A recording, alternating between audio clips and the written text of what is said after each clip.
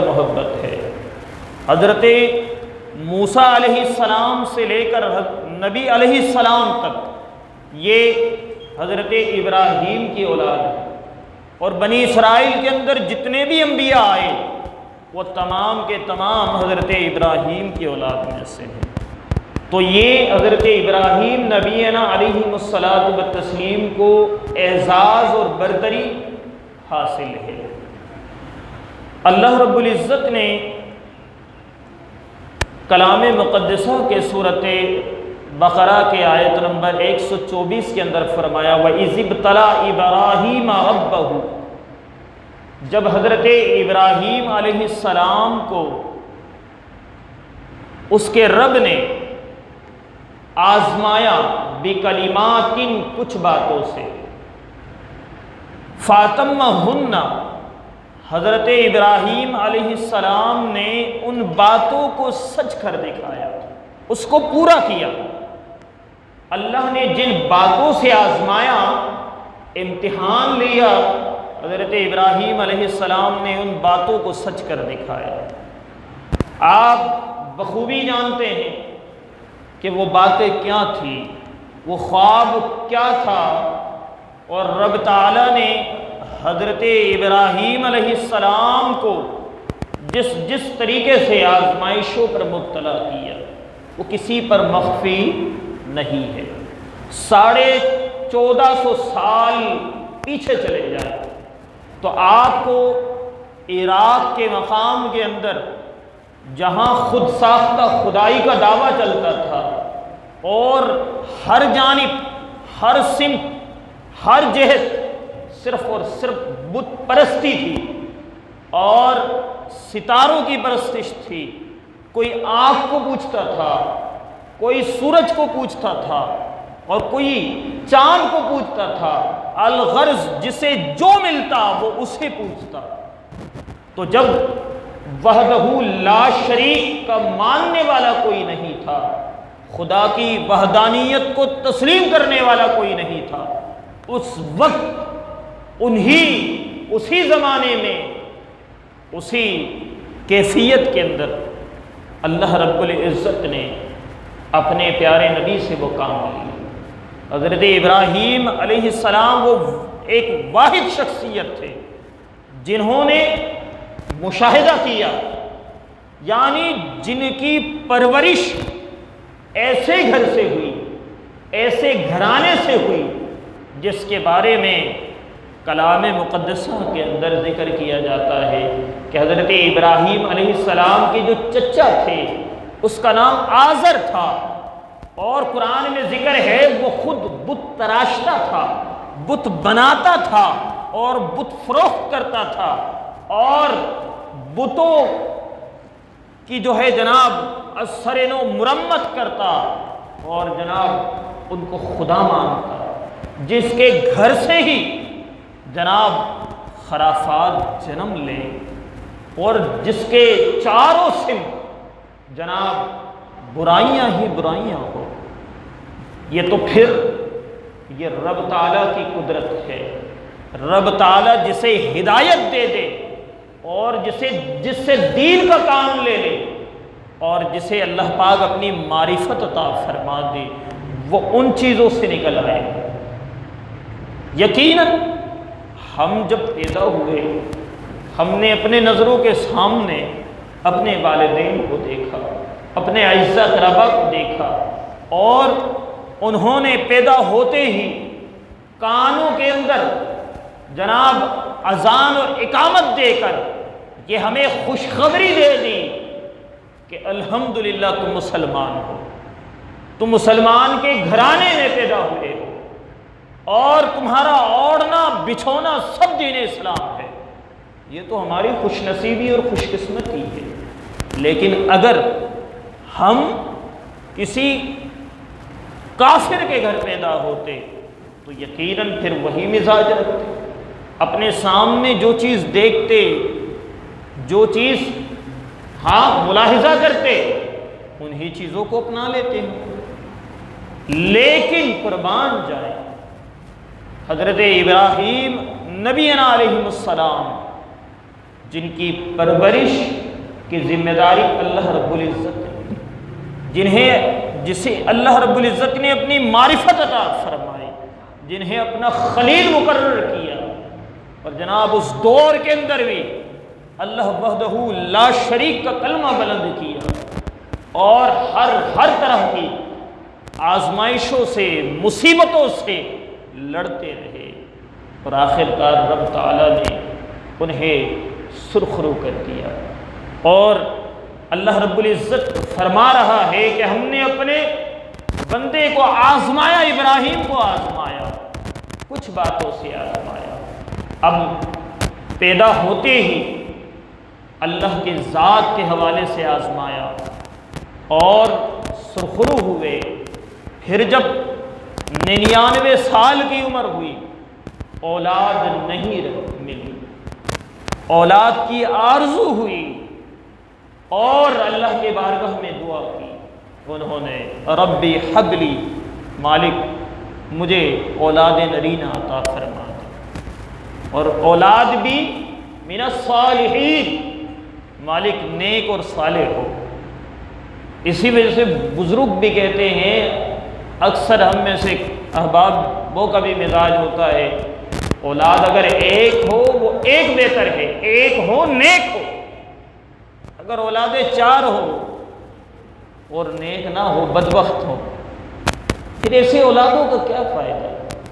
یہ نعمت نہیں، زحمت ہے۔ پھر نعمت تو وہ ہے اگر ایک ہو اور وہ اولاد صالح ہو، تو یقیناً والدین کی زندگی بڑی خوبصورت گزرتی ہے۔ والدین کی دیکھ بھال کرنے والا ہو، ان کی حقوق کی ادائیگی کرنے والا ہو، تو وہ والدین بھی بڑے خوش بخت قسم کے ہیں، بڑے خوش نصیب ہیں وہ بھی، اور پھر اس بیٹے کی تو بات ہی نرالی ہے۔ تو اللہ رب العزت نے 99 سال کے بعد انہیں اولاد نرینہ عطا کیا، حضرت اسماعیل علیہ السلام کی صورت میں۔ پھر اللہ رب العزت نے کچھ باتوں سے آزمایا، اور وہ آزمائش کیا تھی کہ ابراہیم اپنے پسندیدہ چیز کو اللہ کی راہ میں قربان کر۔ حضرت ابراہیم علیہ السلام نے مویشیاں قربان کر دی، کہ بھائی مال قربان کر دی اللہ کی راہ میں، اور مال خرچ کیا، جو ملا وہ خرچ کیا، لیکن بار بار وہی خواب، بار بار وہی مطالبہ۔ پھر جب کھل کر بات آئی تو کہا تمہاری سب سے پسندیدہ، جس پر تم جان نچھاور کر سکتے ہو، جس کو تم خود سے زیادہ عزیز رکھتے ہو، کہا وہ تمہاری اولاد ہے۔ 99 سال کے بعد بڑھاپے کی عمر میں کوئی سہارا مل جائے تو یقیناً پھر تو اس کے لیے وہ کسی نعمت سے کم نہیں ہے، بڑھاپے کا سہارا ہے، اس کا کل اثاثہ ہے۔ اللہ رب العزت نے اس کی قربانی کا مطالبہ کر دیا، تو یقیناً یہ کتنی بڑی ایک آزمائش تھی۔ تو حضرت ابراہیم علیہ السلام اس آزمائش پر بھی اتر آئے۔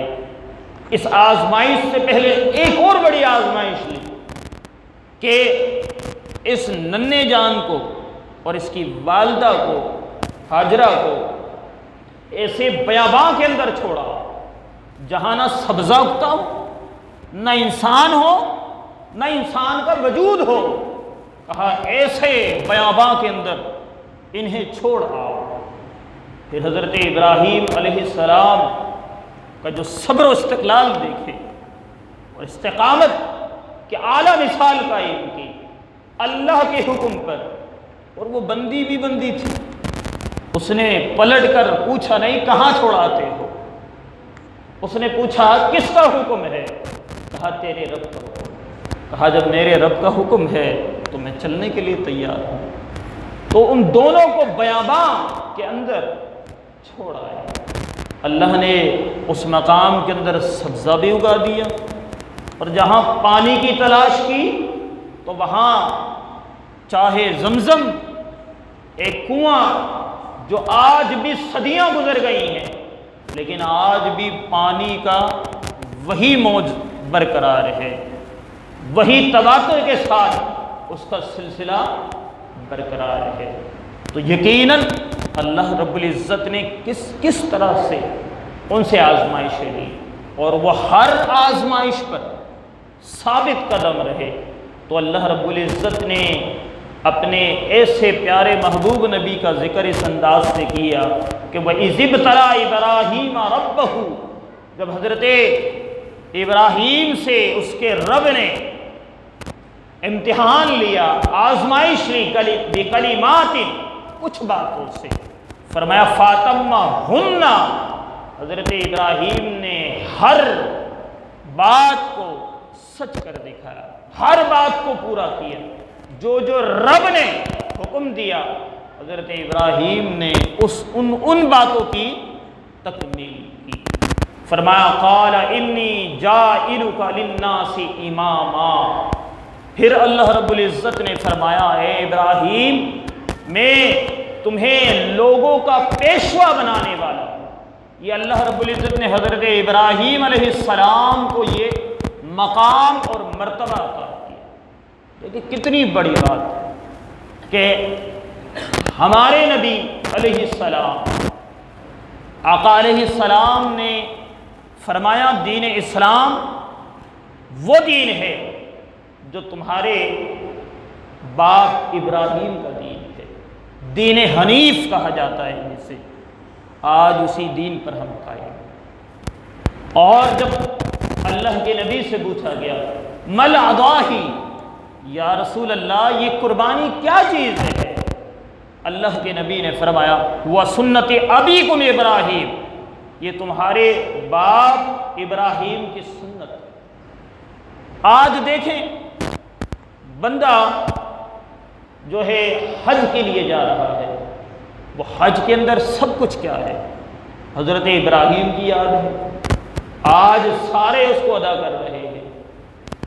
ہاں مقام ابراہیم ہے جہاں 2 نفل ادا کی جاتی ہے، وہ تمام تر چیزیں، وہ تمام تر یادیں جو حضرت ابراہیم سے وابستہ تھی، اللہ رب العزت نے اپنے نبی کی سنت کو بھی اسی میں ڈال کر اسے برقرار رکھا، قیامت تک کے لوگوں کے لیے اس کو زندہ رکھا اور برقرار رکھا۔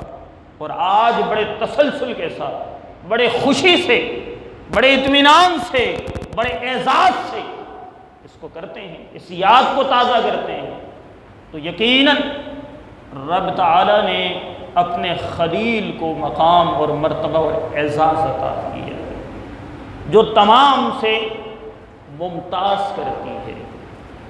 جناب اس سے بڑھ کر اور کیا بات ہو سکتی ہے کہ اللہ رب العزت نے سورہ ممتحنہ کے اندر فرمایا کہ قد کانت لکم اسوۃ حسنۃ فی ابراہیم والذین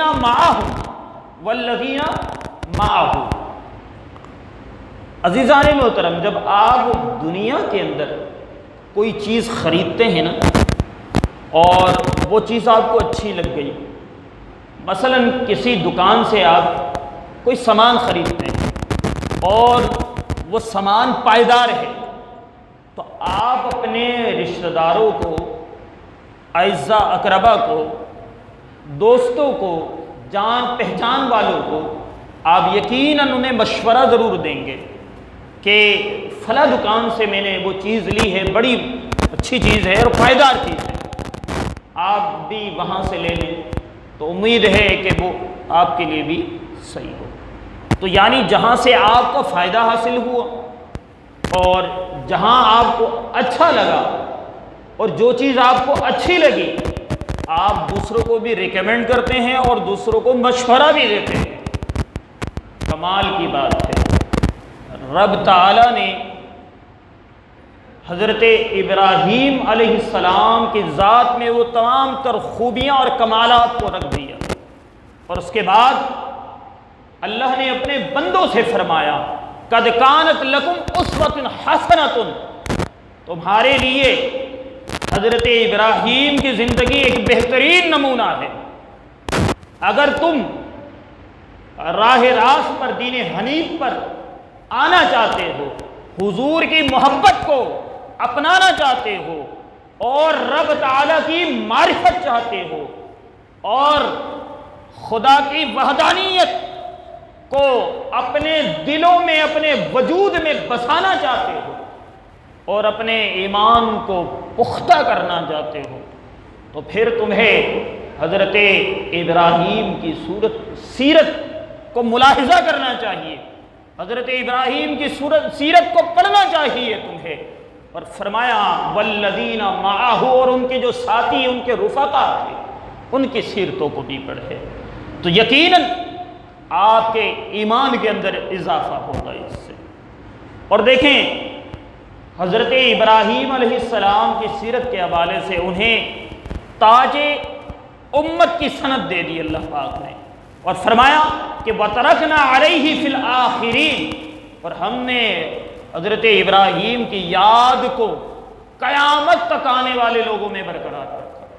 قیامت تک جتنے بھی لوگ آئیں گے وہ حضرت ابراہیم کو مانیں گے بھی، ایمان بھی لائیں گے، ان کا ذکر بھی کریں گے، ان کی فکر کو بھی اپنائیں گے، اور تا قیامت تک ان پر سلامتی اللہ رب العزت نے عطا فرمائی، اور فرمایا سلام علی ابراہیم، حضرت ابراہیم پر سلامتی ہو۔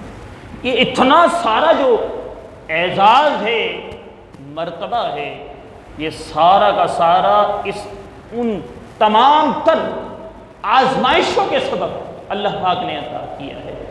جس قدر کہتے ہیں کہ سخت ترین آزمائش لی جائے گی، اور سخت ترین آزمائش پر پھر اللہ پاک جب درجات عطا فرماتا ہے نا، تو درجات بھی اللہ پاک بلند عطا فرمائے گا۔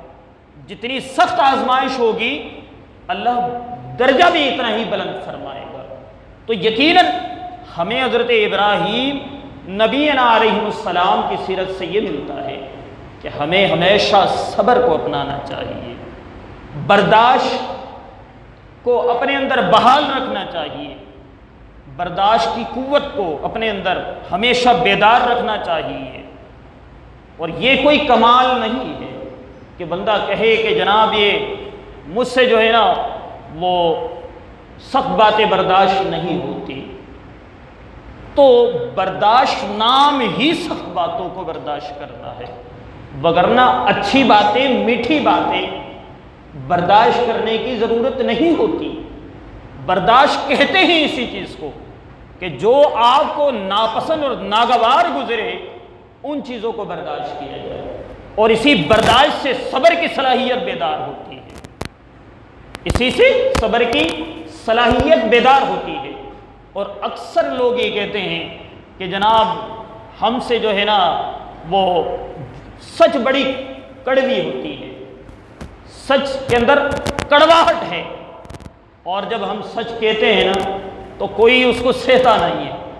لیکن در حقیقت یہ ہے کہ سچی بات کڑوی نہیں ہوتی، اور نہ ہی سچ کڑوا ہوتا ہے، لیکن جو ہم سچی بات کرتے وقت یا سچ بولتے وقت جو مزاج اور رویہ اختیار کرتے ہیں نا وہ کڑوا ہوتا ہے، اس کے اندر کڑواہٹ ہوتی ہے۔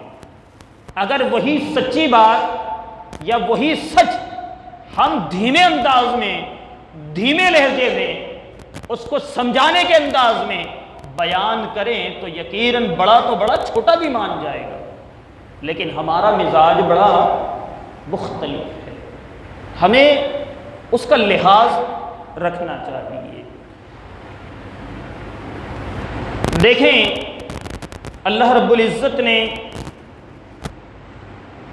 ایک مقام کے اندر فرمایا کہ انی وجہت وجہی للذی فطر السماوات والارض حنیفا وما انا من المشرکین، کہ حضور علیہ الصلاۃ والتسلیم نے اپنی جانب فرمایا کہ میں نے اپنے چہرے کو، حضرت ابراہیم علیہ السلام نے فرمایا جب قوم والوں نے انہیں جناب طرح طرح سے پریشان کرنے لگے، ان کو تکلیفیں اور ایذا دینے لگے، اور چاروں طرف بت پرستی کا دورہ تھا، اس وقت بھی حضرت ابراہیم نبی علیہ السلام نے علم حق بلند رکھا۔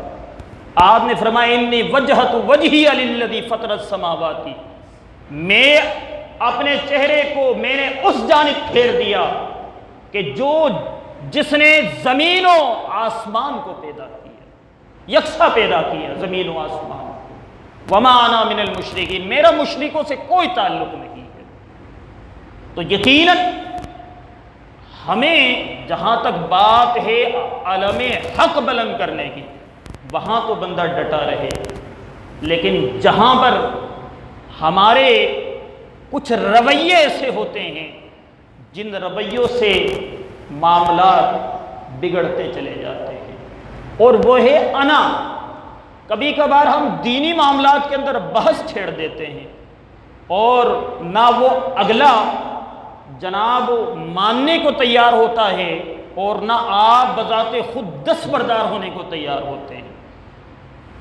یہ کوئی مزاج نہیں، بلکہ دین اسلام تو یہ کہتا ہے کہ جب وَإِذَا خَاطَبَهُمْ جَاهِلُونَ قَالُوا سَلَامًا، جب کم علم لوگ جاہل لوگوں سے ایسا کبھی بحث مباحثہ ہو جائے یا ان سے ملاقات ہو جائے یا کسی بات میں الجھاؤ ہو جائے تو اس سے الجھنا نہیں ہے، بلکہ سلام کہہ کر کنارہ کر لینا ہے۔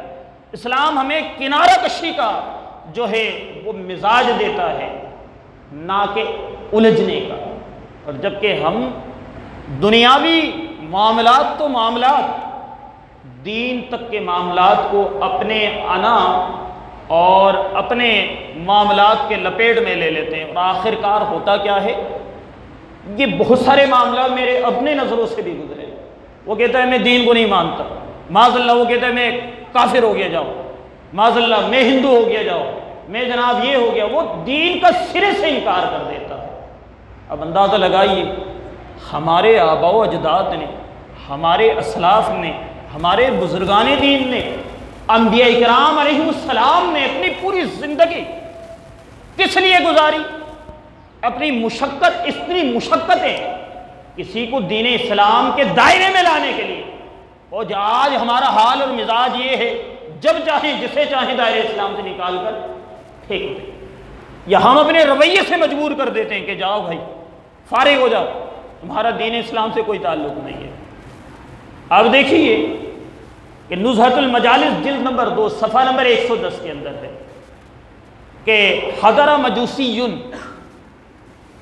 عند ابراہیم علیہ السلام فجاؤہ بطعام، ایک مجوسی جو آنکھ کی پرستش کرنے والا حضرت ابراہیم نبی علیہ السلام کے پاس آیا، حضرت ابراہیم علیہ السلام اس کے پاس کھانا لے آئے، اور ثم قال هل لك فی الاسلام رغبۃ، حضرت ابراہیم علیہ السلام نے اس سے کہا کیا تیرا دین اسلام سے کوئی تعلق ہے؟ وضع قطع سے تو کچھ نہیں پتہ چلتا نا، وضع قطع سے کچھ نہیں پتہ چلتا، لیکن افسوس کے ساتھ یہ ہے مسلمانوں کا ضرور پتہ چل جاتا ہے، مسلمانوں کا ضرور پتہ چل جاتا ہے۔ کسی نے اپنے وضع قطع کو ہندوؤں جیسا بنایا ہوا ہے، کسی نے جناب یہودیوں جیسا بنایا ہوا ہے، کسی نے نصرانیوں جیسا بنایا ہوا ہے۔ اپنا کچھ نہیں ہے ہمارے پاس، اپنا کچھ بھی نہیں ہے۔ اسلاف کی تعلیمات چھوڑ دی، آباء و اجداد کے جو ہے نا ہم نے جناب جو ان کی تربیت تھی وہ چھوڑ دی، بس اغیار کے آلہ کار بنے پڑے۔ اب وضع قطع سے کچھ نہیں پتہ چل رہا تھا۔ حضرت ابراہیم علیہ السلام نے اس سے پوچھا کیا تیرا دین اسلام سے کوئی تعلق ہے؟ اس نے کہا نہیں، فترک العقل وانصرف، اس نے جناب جب دین اسلام کی بات کی اس نے کھانا پینا چھوڑ دیا اور جناب چلتا بنا وہ، اور حضرت ابراہیم علیہ السلام نے اس کو بلایا بھی نہیں، اس کو بلایا بھی نہیں، چلا گیا۔ اللہ کی جانب سے فرشتہ آیا، اللہ کا پیغام لے آیا، کہا ابراہیم 40 سال ہو گئے ہیں، اسے تمہارا رب کھلا بھی رہا ہے، پلا بھی رہا ہے، اس کی ضروریات بھی پوری کر رہا ہے، لیکن اس سے کبھی پوچھا نہیں کہ تو مجوسی ہے، تو آگ کی پرستش کرتا ہے، تو رب کو مانتا ہی نہیں ہے، تو کیا میں تجھے کھانا پینا تیری ضروریات پوری کرنا چھوڑ دوں؟ کہا نہیں، کہا ابراہیم 40 سال ہو گئے اس کی ضروریات پوری کر رہا ہوں، کبھی میں اس سبب سے، اس وجہ سے میں نے اس کا کھانا پینا دانا بند نہیں کیا۔ کہا ابراہیم تو ایک وقت نہ کھلا سکا؟ حضرت ابراہیم علیہ السلام گئے، اس کو بلا لائے، اور پھر اس نے پوچھا کہ ابراہیم میں نے تو کھانا نہیں کھانا، میں نے تو دین اسلام سے تو میرا کوئی تعلق نہیں ہے۔ تو حضرت ابراہیم علیہ السلام نے اسے وہ پیغام سنایا کہ میرا رب کا پیغام آیا تھا کہ تجھے اپنے ساتھ بٹھا کر کھلانا، اور جب یہ پیغام سنا اس کی دل کی دنیا بدل گئی اور کلمہ پڑھ کے مسلمان۔ حال دیکھیے ہمارا مزاج، ہمارا رویہ ایسا تھا، اور آج ہم دیکھیں ہمارا رویہ کیا ہے، ہمارا مزاج کیا ہے۔ ہم اپنے رویوں کو دیکھیں، مزاج کو دیکھیں، تو ہم وضاقتہ، انداز گفتگو، لب و لہجے، اخلاق ہر چیز سے مختلف بالا تر نظر آتے ہیں۔ لوگ کہتے ہیں، اللہ کے نبی صلی اللہ علیہ وسلم کے حوالے سے فرمایا کہ بہترین اخلاق نبی علیہ السلام سب سے، وَإِنَّكَ لَعَلَىٰ خُلُقٍ عَظِيمٍ، اے محبوب آپ اعلیٰ اخلاق کے مرتبے پر فائز ہیں، ہمارے نبی ہیں، اور پھر جب ہمارے نبی ہیں ہمارا اخلاق کیسا ہونا چاہیے؟ اچھا اخلاق اس چیز کا نام نہیں ہے میٹھے بول بولنا، میٹھی باتیں کر دینا، یہ اخلاق نہیں ہے۔ اخلاق اس چیز کا نام قطعاً نہیں ہے۔ اگر ہم اس کو اخلاق کہنا شروع کر دیں نا تو پھر ہر دوسرا تیسرا آپ کو بندہ میٹھا بولتا نظر آئے گا۔ آپ کسی دکان والے کو دیکھیں، آپ کے سامنے بڑا میٹھا بولے گا، آپ نے اگر اس سے اونچ نیچ کر لی، لین دین کا معاملہ بگڑ گیا، آپ کے بعد دیکھیں آپ کے ساتھ کیسا رویہ رکھتا ہے۔ کپڑے والے کے پاس چلے جائیں، آپ بولیں یہ کپڑا دکھائیں، وہ بھی کھول دے گا، یہ کھولیں یہ بھی، آپ بولیں گے نہیں نہیں کافی ہے، نہیں، وہ بولے گا میرا کام ہے یہ، تو میں اس کو صحیح کر دوں گا، آپ 10 کپڑے بولیں میں 10 تھان کھول کے دکھا دوں گا، میں نے تو بھیجنا ہے، یہ تو میرا روز کا کام ہے۔ وہ آپ کو 10 کیا 20 تھان کھول کے دے دے گا۔ اس کے بعد آخر کار ہوتا یہ ہے کہ آپ کو کپڑا پسند نہیں آیا جناب، اور آپ آگے نکل گئے، یہاں سے نکلنے کی دیر ہے، پیٹ پیچھے بولے گا یہ اس نے اتنی محنت کروا دی، دیا ہوا کچھ بھی نہیں ہے، لیا ہوا کچھ نہیں ہے، بس محنت کروانی تھی اس نے اور کھلوانا تھا اس نے۔ تو آپ کیا کہیں گے؟ اس کو کیا آپ اخلاق کہیں گے؟ کہ زبان سامنے کچھ اور ہے، زبان کے اندر مٹھاس اور ملاوٹ اور جناب بناوٹ کچھ اور ہے، اندر کچھ اور ہے، اس کو اخلاق نہیں کہتے۔ ہم اپنے رویوں کو دیکھ لیں، اپنے گھروں میں کیا حال ہوتا ہے، بچوں کو تو تڑاکا لگائے کر جناب ادھر لگایا، اور اس کے بعد باہر جائیں تو ہمارے زبانوں سے شہد جھڑنے لگے، مٹھاس اتنی ہوتی ہے کہ شہد بھی جو ہے نا اس کی مٹھاس کے سامنے مان پڑ جائے جناب۔ اور جب وہی حال ہے گھر میں مہمان آ جائے تو جن بچوں سے تو تڑاکے سے بات کرتے ہیں، ابھی بات کریں گے آپ آ جاؤ بیٹا آپ آ جاؤ، یہ بھی آپ دیکھ لو وہ بھی آپ دیکھ لو، تو یعنی رویہ اور مزاج اور زبان کے اندر بڑی التفات کے معاملات ہیں۔ کیوں ہے یہ سب؟ اس لیے ہے اخلاق ہمارے اندر نہیں ہے، ہم اخلاق کے متحمل نہیں ہے۔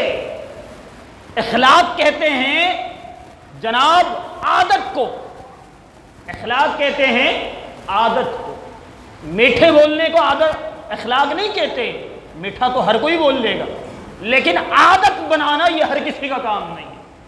اگر آپ اچھی عادت کے مالک ہیں تو اپنے بچوں سے بھی وہی عادت رکھیں گے، باہر والوں سے بھی وہی رکھیں گے، ہاں اپنوں سے بھی وہی رویہ رکھیں گے، غیروں سے بھی وہی رویہ رکھیں گے۔ اور یہ عادت بنانا ہر کسی کا کام نہیں ہے۔ ہمارے نبی ایسے اچھے عادت کے متحمل تھے، اب جب ہمارے نبی اتنے با اخلاق ہیں تو ہمیں کیسا ہونا چاہیے؟ افسوس کے ساتھ ہم اس کے جو ہے نا 1% کے متحمل بھی نہیں ہے۔ جناب موت سے تو ہر کوئی ڈرتا ہے، موت سے ہر کوئی ڈرتا ہے۔ حضرت ابراہیم علیہ السلام نے جب حضرت ابراہیم علیہ السلام جو ہے وہ سمندر کے کنارے پہنچے نا تو وہاں پر ایک مردے کو دیکھا، اور جناب لہر آ رہی ہے، لہر کے آنے کے ساتھ ساتھ ہوا یہ کہ جو ہے اس مردے کو جو ہے نا مچھلیوں نے نوچنا شروع کر دی، اور جب لہر واپس جائے پھر جناب پرندوں نے نوچنا شروع کر دیا، اور تھوڑا وقت گزرا تو دیکھا درندوں نے نوچنا شروع کر دیا۔ اب سب کا وہ لقمہ بنتا رہا، سب کی غذا سبوں کے پیٹ میں جاتا رہا۔ حضرت ابراہیم علیہ السلام نے دل میں ایک سوال رکھا کہ مالک تو اسے زندہ کیسے کرے گا؟ زندہ کرنا رب کے لیے آسان ہے، لیکن سوال یہ تھا مالک تو ان تمام اجزاء کو جمع کیسے کرے گا؟ اور ان تمام پیٹوں سے، تمام لوگوں سے، تمام اطراف سے جمع کرنے کے بعد پھر تو اس کو زندگی کیسے دے گا؟ جب یہ سوال ہوئے نا تو اللہ رب العزت نے حضرت ابراہیم سے پوچھا، وَإِذْ قَالَ إِبْرَاهِيمُ رَبِّ أَرِنِي كَيْفَ تُحْيِي الْمَوْتَى، اے مالک تو مجھے دکھا تو مردے کو کیسے زندہ کرتا ہے؟ اللہ نے فرمایا قَالَ أَوَلَمْ تُؤْمِنْ، اے ابراہیم کیا تو ایمان نہیں رکھتا؟ تجھے میری قدرت پر بھروسہ ایمان نہیں ہے؟ حضرت ابراہیم عرض کرنے لگے وَلَكِنْ لَيَطْمَئِنَّ قَلْبِي، لیکن مالک میں اپنے دل کو مطمئن کرنا چاہتا ہوں، میں اپنے دل کو مطمئن کرنا چاہتا ہوں۔ اللہ پاک نے فرمایا قَالَ فَخُذْ أَرْبَعَةً مِّنَ الطِّيرِ، فرمایا کہ 4 پرندوں کو لے لو۔ ان 4 پرندوں میں سے ایک عقاب تھا، اور جو ہے شتر مرغ، اور اسی طریقے سے جو ہے جناب کبوتر اور مور، یعنی 4 طرح کے 4 پرندے ہو گئے۔ اچھا شتر مرغ اڑ نہیں سکتا لیکن اس کا شمار بھی پرندوں میں ہوتا ہے، مور اس کے اندر زیادہ اڑنے کی صلاحیت نہیں ہے لیکن اس کا شمار پرندوں میں ہی ہے۔ اب دیکھیں کچھ اڑنے والے دو اور 2 چلنے والے ایسے رکھے، اور پھر کہا کہ انہیں پالو، مانوس کرو اپنی جانب۔ اس کے بعد اللہ فرماتا ہے کہ فَسُرْهُنَّ إِلَيْكَ، اپنے جانب انہیں مائل کر لو، پالنا شروع کر دو۔ ثُمَّ اجْعَلْ عَلَى كُلِّ جَبَلٍ مِّنْهُنَّ جُزْءًا، فرمایا ان کو ذبح کرو، ان کو گوشت کو آپس میں ملاؤ، قیمہ بنا دو۔ قیمہ بنانے کے بعد پھر فرمایا اس کو 4 پہاڑوں کے اوپر لے جا کر اس کے 4 حصوں کو رکھ دو۔ یہ پریکٹیکل کر کے اللہ بتا رہا ہے کہ 4 پہاڑوں کے چوٹیوں پر رکھ دو اسے، اور پھر ایک مقام کے اندر، ایک مقام میں کھڑے ہو کر فرمایا ثُمَّ ادْعُوهُنَّ يَأْتِينَكَ سَعْيًا، فرمایا پھر انہیں ان کے مذکورہ نام سے بلاؤ انہیں۔ اللہ فرماتا ہے میرے عزت و جلال کی قسم، يَأْتِينَكَ سَعْيًا، یہ تمہارے پاس دوڑتے چلے آئیں گے، یہ تمہارے پاس دوڑتے چلے آئیں گے۔ وَاعْلَمْ أَنَّ اللَّهَ عَزِيزٌ حَكِيمٌ، اللہ بڑا حکمت والا ہے، غالب ہے۔ اب یہاں پر دیکھیں اللہ رب العزت نے پریکٹیکل کر کے دکھا دیا۔ رب تعالیٰ 4 پرندے، اور چونکہ سمتیں بھی 4 ہیں، پرندوں کا انتخاب بھی 4 کیا، اور جب وہاں پر شک جس بنا پر تھا جواب بھی اس بنا پر آنا تھا کہ 4 پیٹوں کے اندر گئے، انواع و اقسام کے پیٹوں میں گئے تو آئے گا کیسے؟ اسی وجہ سے ان کے گوشت کو ملا کر ایک طرف قیمہ بنا کر چاروں اطراف میں رکھ دیا۔ پھر اللہ نے حکم دیا وہ سارے آئے، ہڈیاں جڑیں، اس کے بعد کھال وغیرہ وہ زندہ ہو کر اسی نام کے ساتھ اڑتے چلے آئے۔ یہ رب تعالیٰ کی قدرت ہے۔ بتانا یہ تھا کہ دیکھیں موت برحق ہے، اس کا انکار کوئی نہیں کرتا، لیکن تیاری کون کون کر رہا ہے مجھے بتائیے ذرا، ہم میں سے کوئی کر رہا ہے؟ ہاں اس کو ذرا ضرور سنتے ہیں کہ کل نفس ذائقۃ الموت، ہر نفس نے موت کا مزہ چکھنا ہے۔ سوال یہ ہے کبھی آپ نے یہ سوچا کہ یہ موت کا جو ذائقہ ہے اس کا چکھنے سے کیا تعلق ہے؟ کہنے کا مطلب یہ ہے کہ جب ہم انواع و اقسام کے جب کھانے کھاتے ہیں نا، اس میں جب لذیذ لذت اس وقت ہوتی ہے جب اس کے اندر اجزاء اچھے ملتے ہیں۔ اجزاء اچھے ملیں گے تو یقیناً اس کھانے کے اندر لذت ہوتی ہے۔ مرچ کا خیال رکھا جائے، مسالوں کا خیال رکھا ہے، پیاز دیگر جتنے بھی ہیں ان تمام اجزاء کا خیال رکھا جائے تو یقیناً وہ کھانا بڑا لذیذ ہوگا اور وہ کھانے کو دل لگ جائے گا۔ لیکن اگر اجزاء کے اجزاء نہ ہو، اگر اجزاء نہ ہو تو وہ کھانے کے قابل ہوگا؟ اگر مرچ زیادہ ڈال دیا جائے آپ کھائیں گے تو تکلیف ہوگی، نمک زیادہ ڈال دیا جائے کھائیں گے تو تکلیف ہوگی؟ اللہ بھی بتانا یہ چاہ رہا ہے موت ایک لذت کا نام ہے، اور جب تیاری کرو گے اعمال اچھے ہوں گے تو موت ایسی آئے گی تمہیں بھی رشک آ جائے گا، اور جب اجزاء پورے نہیں کرو گے، موت کی تیاری نہیں کرو گے، موت اتنی سخت آئے گی کہ موت بھی لرز اٹھے گا۔ تو یقیناً ہم موت کو تو مانتے ہیں، موت کا انکار بھی نہیں کرتے، لیکن موت کی تیاری کوئی نہیں کرتا۔ خدا را پہچانیں، موت کو اپنے لیے آسان بنائیں، کیونکہ روز ازل سے اب تک کوئی انکار نہیں کر سکا۔ موت کو اپنے لیے سخت نہ کریں، آسان بنائیں۔ اللہ پاک سے دعا ہے اللہ پاک سمجھنے اور عمل کی توفیق